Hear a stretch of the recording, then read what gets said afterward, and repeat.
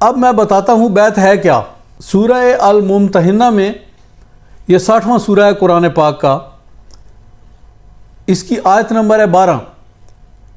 ارشاد باری تعالیٰ ہوا، يا أيها النبي إذا جاءك المؤمنات يبايعنك على ألا يشركن بالله شيئا ولا يسرقن ولا يزنين ولا يقتلن أولادهن ولا يأتين ببهتان يفترينه بين أيديهن وأرجلهن ولا يعصينك في معروف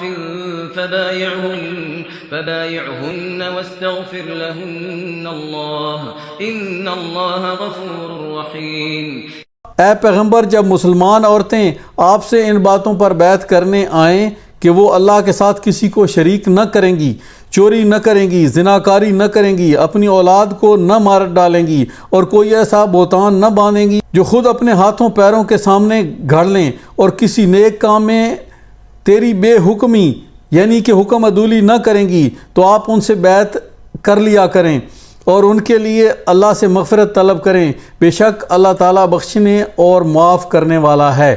اب بیعت تو تھی ان باتوں پہ، لیکن ہم نے کیا کرنا ہے؟ ہم نے زناکار، بدکار، مشرک، چور، اچکا، کوکڑی، زانی، شرابی ڈھونڈ کے جا کے اس کی بیعت کر لینی ہے، اس کو اپنا مرشد مان لینا ہے، بلکہ رگڑ کے مان لینا ہے۔ ملائت ہو گئے جی، بیعت کا لفظ بھی نہیں آتا، ملائت ہو گئے جی ہم اس کے جا کے۔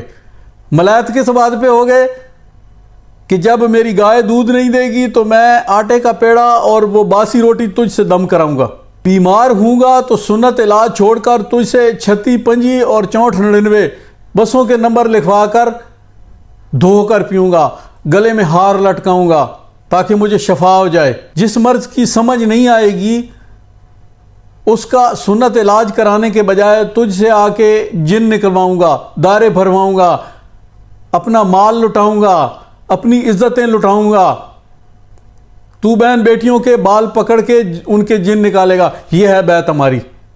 تیری ضرورت کا اناج مہیا کروں گا، تیرے وڈکے کے عرس پہ شرک بکتے قوالوں کے اوپر نوٹ نچھاور کروں گا،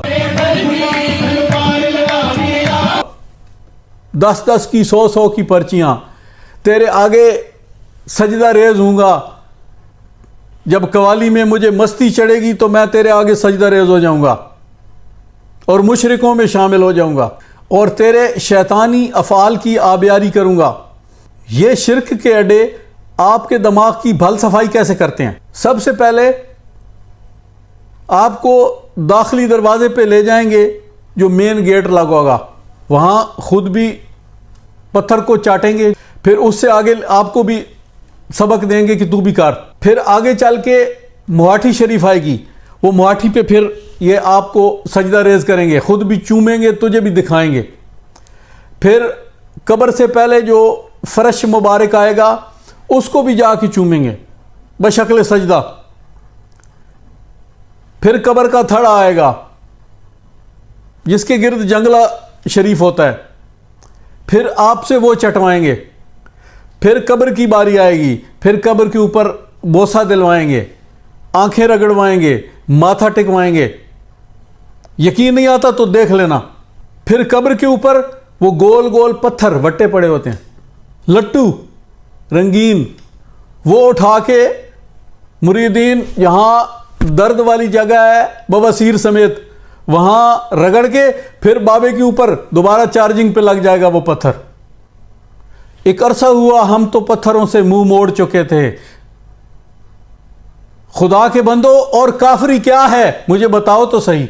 گالیاں دینی ہیں تو دے لو، مجھے کوئی فرق نہیں پڑتا۔ وہ مولوی کو فرق پڑتا ہوگا، میں تو پیر ہوں، ہم تو آلے رسول ہیں،